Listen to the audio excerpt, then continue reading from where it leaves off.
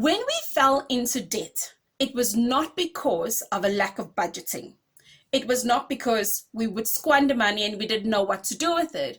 It was purely around business decisions.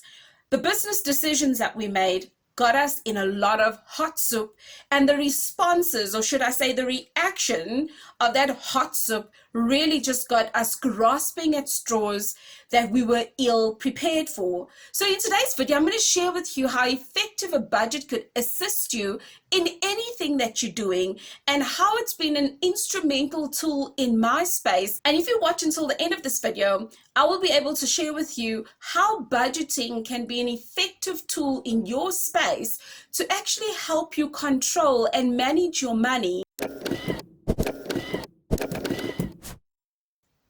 Welcome to my channel. My name is Genevieve Stafford Jack. On my channel, we are shaking things up a little bit. Mondays, we're going to be focusing on property, and Wednesdays, we're going to be focusing on money matters, because it's easy to get a skill to get the extra money that you're wanting. However, you get this extra pot of money, and then what? What do you do with it? You may just think, oh, well, I've got that on lockdown. This is what I'll do, and this is what I'll do. But you know what? The one thing I've learned, if it's not committed on paper, when that money comes in, there's an emotional something that happens within us, and we end up doing everything but what we are wanting to do. You know, when we applied for our farm, I remember the bond originator says to me, "Do you know, Mrs. Jack, you are so predictable." And I was like, sorry, I'm what? I was so shocked to learn that I was predictable. And because I didn't understand where it came from, I was like, could you share a little bit more with me? She said, you know, when you made the application, we asked for the 3 months bank statements. When we asked for a further 3 months bank statements, which is 6 months bank statements, every line item, for the first few line items after your pay, we knew exactly what you're going to do.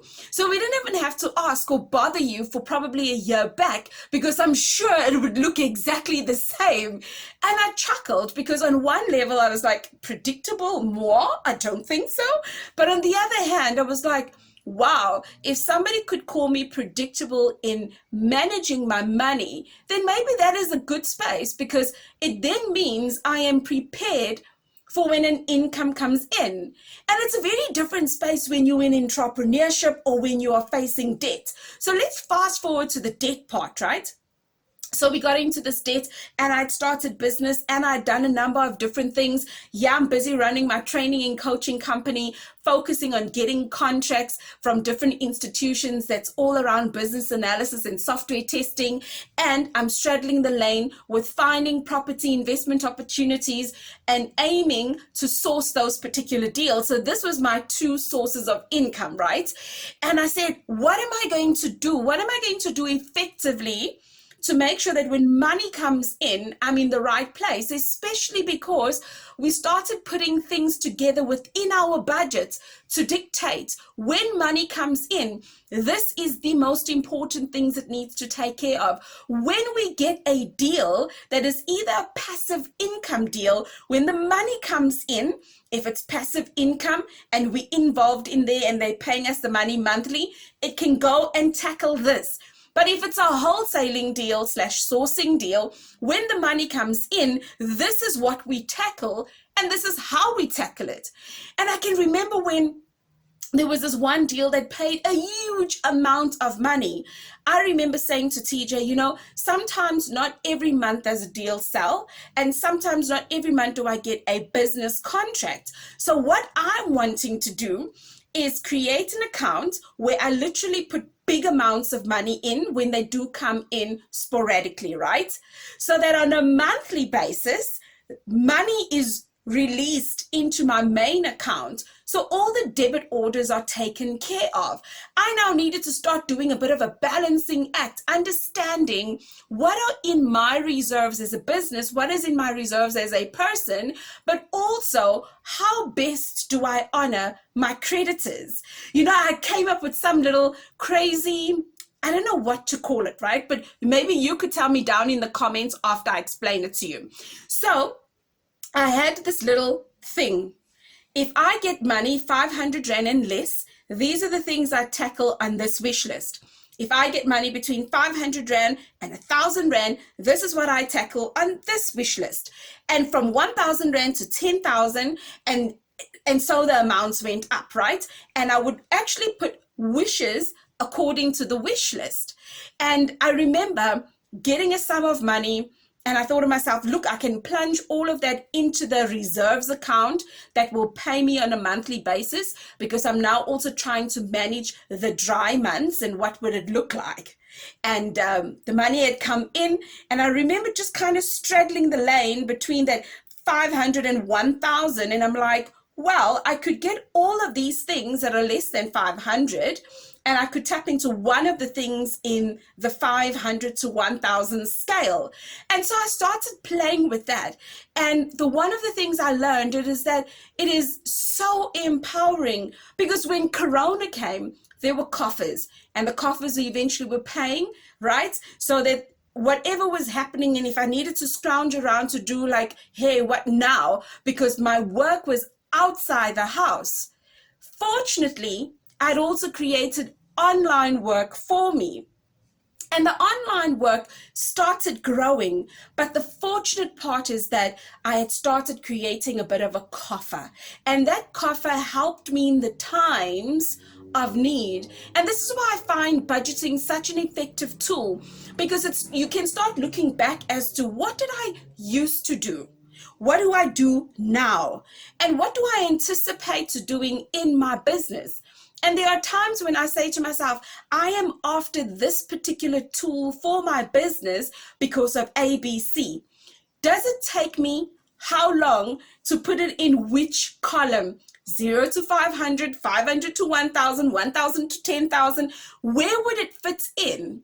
And then I can have that conversation. Do I now just make an executive decision to go into the reserves? And in that reserve, I then say this particular tool will be able to get me money within the next 30 days. So that when it does, in that next 30 days, you know what I do? I pay back the money. I pay back the money into the coffer, right? So then I say to myself, okay, cool, this is working. So I wonder what budgeting looks like in your world. Because another thing about budgeting, when I started within property, I looked at the different line items on my statement and I asked, what could I get rid of? My husband did exactly the same. And just by looking at what is either redundant, what could we get rid of that we won't miss, we were already able to create a small pot of money. And you know what was so powerful about that? That little small pot of money was the same money that we were then able to invest in the property toolkits that we have today. Can we get that Lightstone report? Can we go on to TPN? Can we go and get that investor report? Can we tap into money that we won't feel at the end of the month like, oh my gosh, and accelerate things? When big deals came in, it literally just started falling in different pots. But I believe the sweetest thing is that when you are budgeting, look at where your heart lies. So me being who I am, I'm all about first my 10% of giving. Can I save 10% and do all the other things that I need to do for my household, and then spend just a little bit on me? So in that saving of that 10%, I then end up finding myself that after a couple of months, I can then decide, what investment could I invest in with this amount of money that can bring me baby money? So can my money make baby money? And again, those are lessons from the richest man in Babylon. Reading all these books puts things into perspective, so that when you actually start doing, things fall into perspective. You start feeling like you can breathe again. And then you can actually say to yourself, okay, where to from here? Because I want to make things better than when I found it. If you are somebody that's interested in money, if you are somebody that's interested in property investing, I would like to welcome you. Hit the subscribe button, hit the bell notification. For the next while, Mondays are going to be popping with property. Wednesday is going to be popping with a lot of different money ideas, whether it's investments or whether it's just how best could I budget my money so that I can probably get out of the doo-doo that I'm in. I could probably get out of the problems and the trouble that I'm in, and I can see tomorrow a lot more clear because I already know where the money is going to go to if I get that proverbial ship that comes in.